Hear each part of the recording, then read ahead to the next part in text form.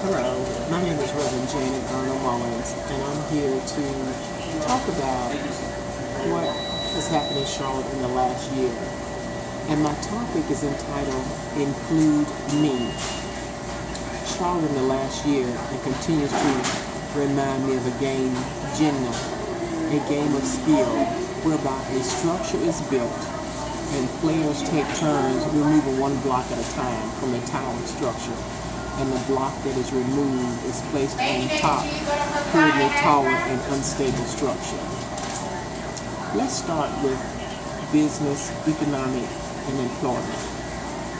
There continues to be new construction in the city, and then several months later into the project, companies lay off workers and or shut down, and persons are losing their jobs, hence their income and their ability to take care of themselves and their families.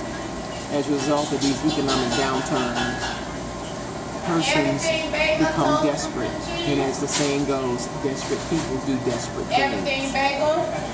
Some people have taken some desperate measures because they need to take care of their families. And some of these desperate measures are selling drugs, robbing banks, convenience stores, and robbing individuals. When persons are caught for these crimes and asked why did they do it, they said they were left with no choice. They lost their job, they lost their place to stay, them and their family were homeless, or they were staying in their cars if they had one. And so that's why they did these things. Another contributing factor was the passing of the HB2, better known as bathroom bill, causing many companies to pull out of Charlotte or refuse to locate in Charlotte, which could have helped with the unemployment. Housing crisis. There has been and still is gentrification in the city at the expense of the working poor, those marginalized individuals, and those persons of color. There's an apartment boom around the city. On every corner and on every vacant lot, apartment buildings are going up. Now, as a result of this boom, older, affordable apartments are being demolished and tenants are being displaced because they cannot afford to pay $1,200 a month rent. Beautiful open green spaces are now being given away to brick and mortar high-rises. Our animals that normally stay in the woods are now coming out into homeowners' yards, scaring families and pets looking for food because their natural habitat has been destroyed, all in the name of economic growth, crime, and safety. Another block that was pulled from the stack and was replaced on the already leaning structure. Someone had the bright idea to build police satellite offices in the various neighborhoods. Has the safety of neighborhood citizens improved with these new neighbors? But of course not.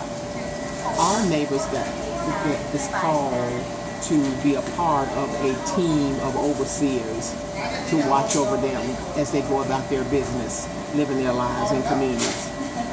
The murder and assault rates are now on target to reach 100 by the end of the year.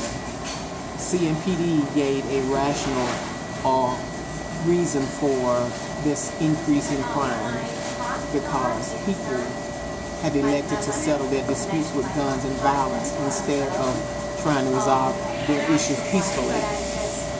Well, the question then becomes, yes, we do need to put the guns down. And yes, we do need to try to resolve our issues peacefully. And yes, we do need to value human life more.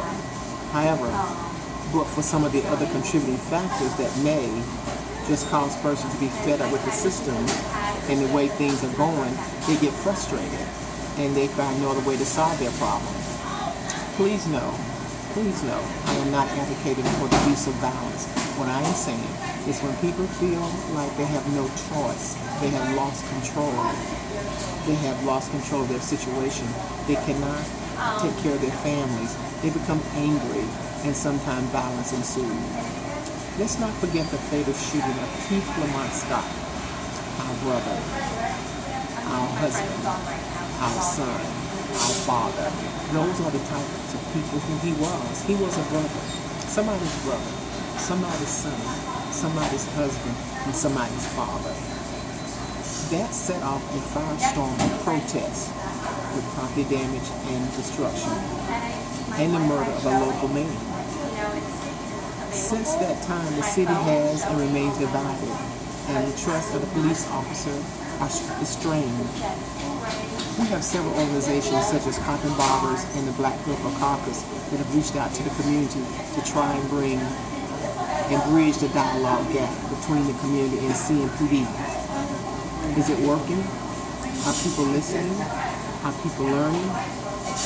Have we moved from confrontation to conversation? The jury is still out on this issue. Does Black lives really matter in Charlotte? That depends on who you ask. We have a Citizens Review Board that's been what they call restructured to include others. And as a result of this new board, they found some inadequacies in the police report surrounding the facts of the Keep It Moscow, substance abuse, and domestic violence. To add fuel to the already burning fires in Charlotte, persons may not know how to peacefully and emotionally process adversity, turning to mind-altering and numbing methods such as drugs and drinking, which can and have led to domestic violence and child abuse. Our court systems, our jails, and our penitentiaries are bursting at the seams with our young Black sons, Black fathers, Black brothers, and Black husbands.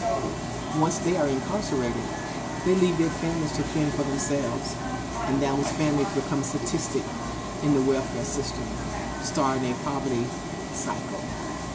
Children in schools, another block that's pulled from the stack, causing the statue to lean and almost tumble. They are closing schools or tearing down old schools and not funding them for their intended purposes. Our children, Black children, brown children, still fall behind in education. The city has found monies to put new schools and resources in the suburbs, but inner city schools have again been left out and not included. So if we want our future to be better for our city, then we need to invest in what is sure to give us a better return on our investment, and that is our children, and not more brick and mortar buildings. And lastly, what would I like to see happen in Charlotte? Wow, that's a great question. I don't think we have enough time for all of that, but I'll just share with you what I think the condensed version is. I would like to see equity and educational resources in teaching our children. Favorable consideration for affordable housing for everyone. Financial resources spent in the inner city schools to upgrade and not tear down and displace people. The creation of more